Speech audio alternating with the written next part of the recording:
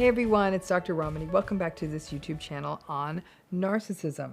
Today, the question we're going to take on is, what's the best way to reject a narcissist?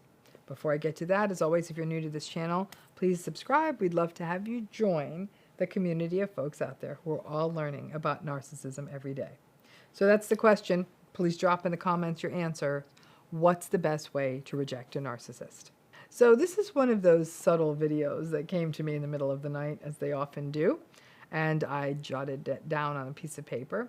So you're not going to like this video because it's going to be like, oh, this is so feel good, but it's not really. What's the best way to reject a narcissist? Accept yourself.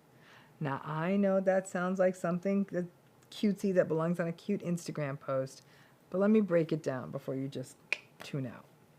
Narcissistic abuse works because they, in an almost parasitic way, overtake your sense of identity, your sense of self, your preferences, and you.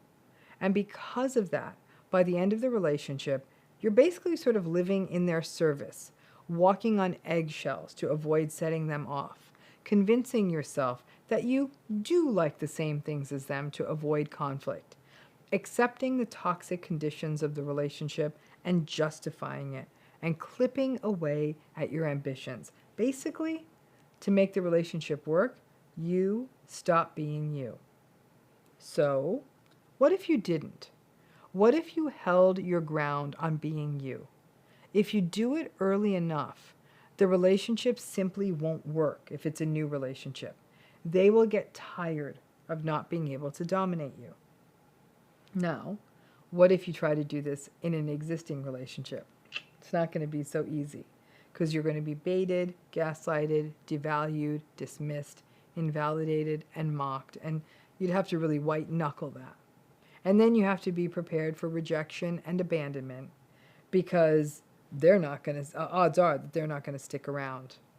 But if you're willing to have that happen for them to go, then accepting yourself is actually the healthiest path forward. Think about it.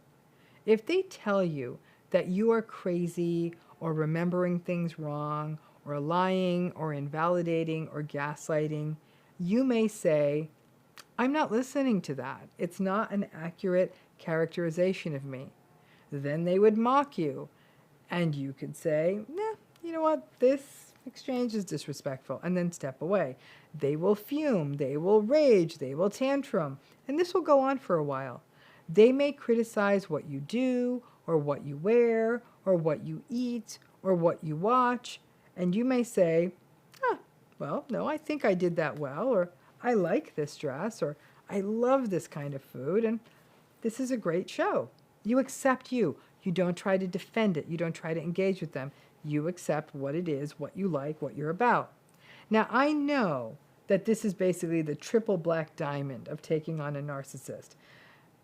And you're just a beginning skier, because most of us don't know how to accept ourselves after multiple stints of narcissistic abuse.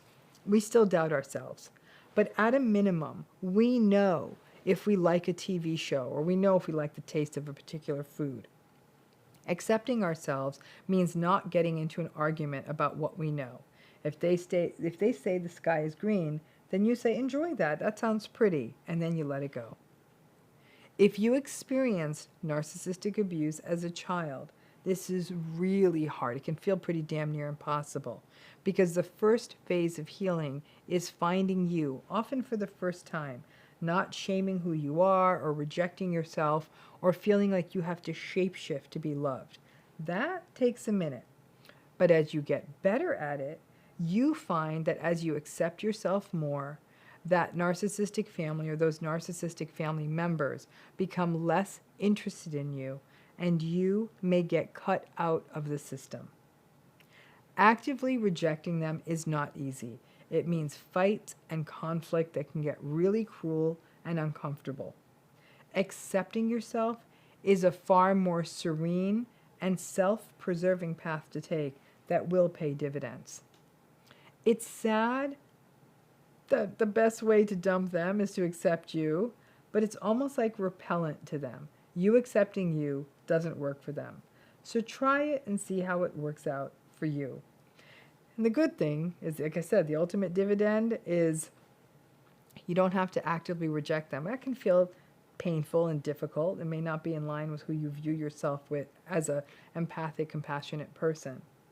But accepting yourself is always a good way to go. But be prepared, the more of it you do, the more likely they are to either mock you or cut bait. Thanks again.